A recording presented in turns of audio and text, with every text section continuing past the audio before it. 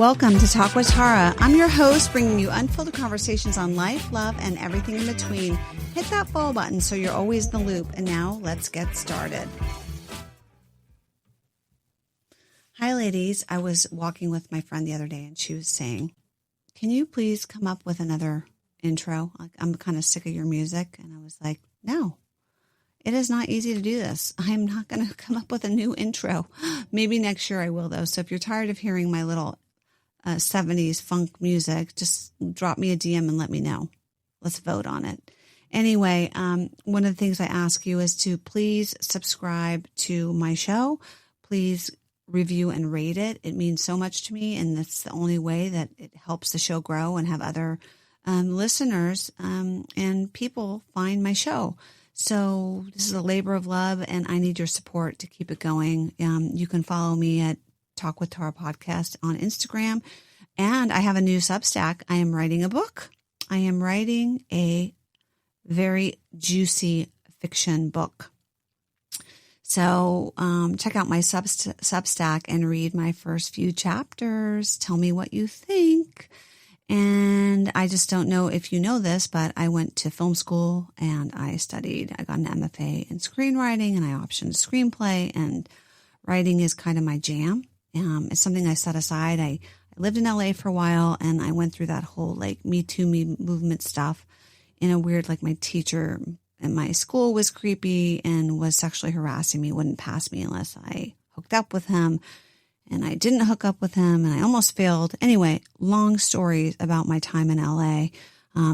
Being a 20-something in LA was not easy. And after I did the option for my screenplay, I kind of had writer's block.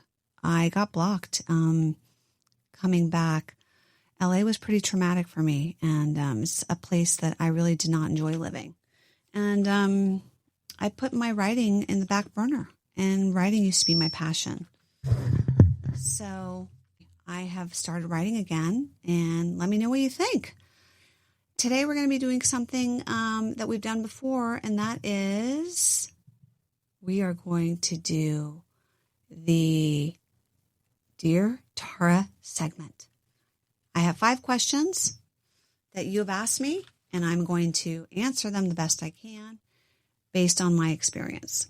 I hope this is not sounding squeaky like it is for me. So the first question I have is, how do I handle, this comes from a friend of mine. She sent this to me because I said, hey friends, send me questions. How do I handle the holidays when my kids are with my ex and I am home alone? Ouch, this one hurts, and it's so normal to feel gutted by this. So normal. And if this is your first holiday, your second holiday, or whatever, it could be your 10th holiday. And now your kids are with your ex, or, who knows, maybe they're with their in-laws and they're not with you. First, I would say give yourself permission to grieve. There is a grieving process. You didn't picture your life this way when they were toddlers and matching little pajamas. There is a real loss here. You're not being dramatic. You are responding to a huge shift in your family story. Then you need a plan for that specific day, like you would a trip. Intentionally, don't be reactive. Okay, Thanksgiving's coming. I'm going to be intentional. Make a plan for the day. Wait, don't wait to see how you feel, because it's usually code for I'm going to be sitting on the couch crying and feeling alone. Decide now, what would I like to do for Thanksgiving? What will I eat? And invite a friend over. You don't need to have 5 friends over. Trust me, it's a big cleaning effort. Invite one friend over who's in the same boat and make a really great gourmet meal together. Follow a cookbook recipe that's really challenging and bake something super cool, and then watch a really good movie like Love Actually together. Go for a walk. Anchor the day with 2 or 3 rituals that feel nourishing. Like I said, like a walk. Or you know what? Volunteer. I mean, that is something you could do. People need volunteers, and that would be super cool. Let it be a different kind of special. Doesn't have to be like with your family having a conflict over what movie to watch or what to eat or something doesn't taste good. Like, make it your own ritual. And remember, you still get to be their mom even when they're not physically with you. You can send a voice or a photo or memory or silly text and tell them that you love them, and maybe even ask them to stop by if they have time. Just because they're spending the holidays with your ex now doesn't mean they don't want to be with you. They're also feeling torn. So just tell them that you understand that this is a tough choice for them and that you support their choice and you're going to be just fine. So that would be my recommendation. The next question I got is from Judy. How do I tell if I'm lonely for a partner or just lonely for my old life? Great question, because the two feel very similar in your body. And a few ways to kind of put this apart is when you imagine a partner, do you picture a specific person now, or do you picture a younger version of yourself, your old house, your kids being little, your old traditions? Are you longing for shared intimacy now, someone to talk to at night, wake up to, cook with, travel with? You might be lonely for both, and that's okay. So try this small exercise. Make 2 lists. What do I miss about my old life? And what I actually want now. Okay? If most items are about time travel, like small kids or your ex before he changed or your younger body, that's grief. So you're dealing with grief. But if most of your items are about connection in the present, someone to listen, who listens to you, affection, sex, companionship, that is desire for a partnership. Grief needs compassion and space. Desire needs courage and small actions. So if you have that desire, it will come to you. I'm telling you, what you desire, you will create. But you need to be positive.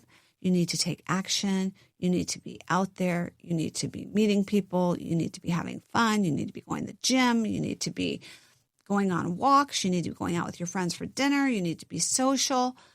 It will come. It will come. Grieve the old life. Look forward to the new life. I promise you, you will be sending me a DM next year and being like, oh, you were so right. I have a friend who's going through that right now. And he's like, I'm like, when you get through this hard time of divorce and transition, you're going to meet some amazing person. You're going to say, oh my God, Tara, you were so right. I should have done this years ago. Guess what? I got the call. He said, oh my God, even if this lady is not the one, the fact that she is so kind and fun and beautiful and smart and just so different than my ex, you were right. So it will happen. Companionship will come. But for now, really, hang out with your friends. They're so wonderful. I love my friends, my girlfriends. They bring me so much joy. Okay. How do I enjoy the holidays without a romantic partner and not feeling like something's missing? Ooh, this is a really good question. You're going to feel like something's missing sometimes. It's just the way it is. I'm sorry. You don't have your partner now. It's going to feel weird. The goal is not to become a robot who doesn't care. It's to build a life that feels full enough that romance is just a bonus. So you want a life that feels full. That means hanging out with your friends, inviting people over, cooking dinner, going to the movies, going to a comedy show, doing things, curate fun things that are going to bring you joy. So you're not just getting through the holidays. Pick 1 or 2 nights that are for you, a trip, a class, a fancy dinner with friends, Build a chosen family tradition. Like, okay, I'm going to have all my girlfriends over. We're going to do like a cookie day. We're going to make cookies, goofy cookies together. Or we're going to do, like I said this on my podcast before, New Year's Day, I did a vision board. You could do it for New Year's Eve. You can get all your friends over and everybody can do a vision board. You just need 1 friend to make it a party. You don't need 5. 1 friend. Invite that 1 friend over who's going through what you're going through and just make it special. Limit comparison triggers. If certain social media kind of sends you over the edge, don't look at that social media. Don't go to places that are all coupley and going to make you feel bad. Just really focus on your self-care. Let the day be mixed. You can feel grateful and sad in the same hour, You can enjoy your tree and still wish someone was under it with you. Mixed feelings are not a sign that you're doing it wrong. They're a sign that you're human, so let yourself grieve. And things will change. There's no rule that holidays only count if there's a couple's photo at the end of them. We've become so couples oriented, and I always invite my single friends over. I always hang out with them. I never make things about a couple thing because that's just weak. We need to change that. We need to have groups of people that are coupled, that are not coupled. I mean, what do you do when you go out to dinner? All the guys hang out one end of the table, all the girls on the other. What's the point of going out as couples? You don't want to talk to the guys. You end up talking to your friends. I love it, though, when we have a mixed group of people, men and women, and we're all talking together and they don't have to be coupled up at all. Is it too late to find real love in my 50s, or am I being unrealistic? What? It's never too late. Oh, my gosh. I just heard recently. Oh, yeah. I don't know if my friend's going to kill me for saying this, but her mom is 81, I think. And she just met somebody. I don't want to say how because I don't want to like point her out. And then she gets annoyed that I'm saying, but they met in a very organic way. And she's complaining to me that her mom's not calling her enough anymore because she's like into this romance and she's so happy with this guy. She's 81. So what? Is it too late to find love in your 50s? You're just beginning, ladies, in your 50s. You're just blossoming. 50s are freaking awesome. Okay, yeah, we don't look like we did in our 20s. We still look good. I mean, look at all the hot women in their 50s.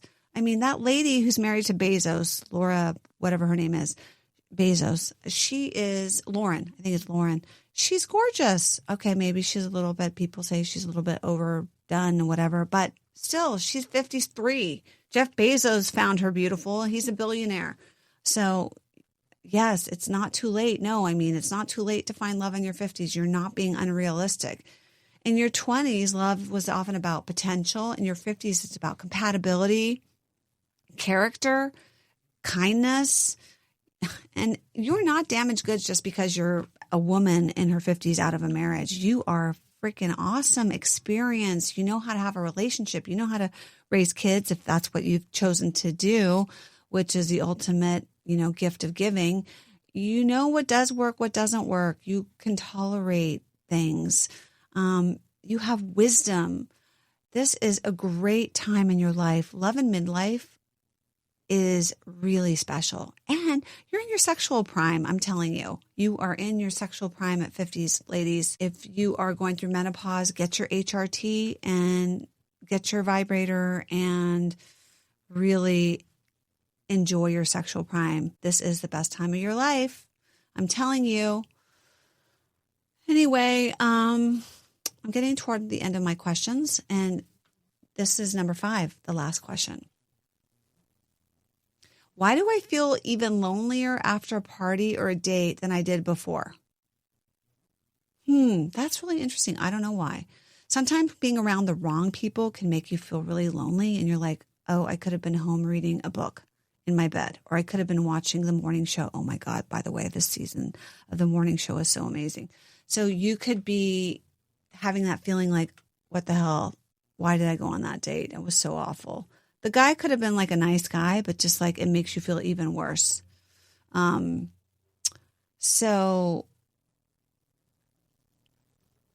be really selective of who you spend time with and what parties and dinners you decide to go to. I have a friend who says, if it's not an F, yes. If it's not a fuck yes, it's a fuck no.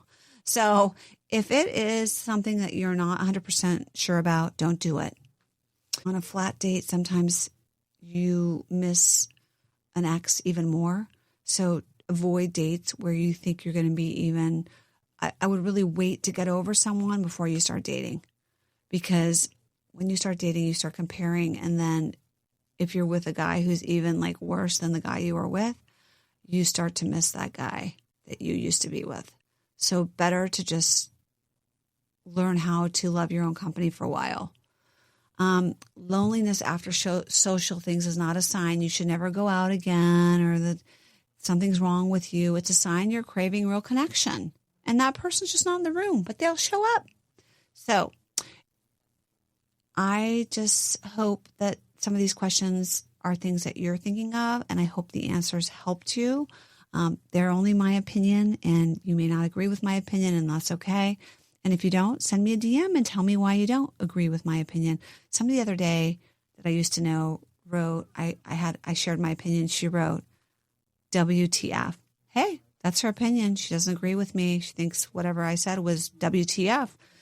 Okay, well, at least I know what she's thinking. Anyway, thanks for listening to me and love to connect with you. I'm thinking about doing a Zoom group of women in the new year where we get together and we kind of support ourselves through transition, and I will moderate the group. So if you're interested in that, can you email me at talkwithtarapodcast@gmail.com and let me know that's something you're interested in. And I just want to say thank you for listening, and always love hearing from you.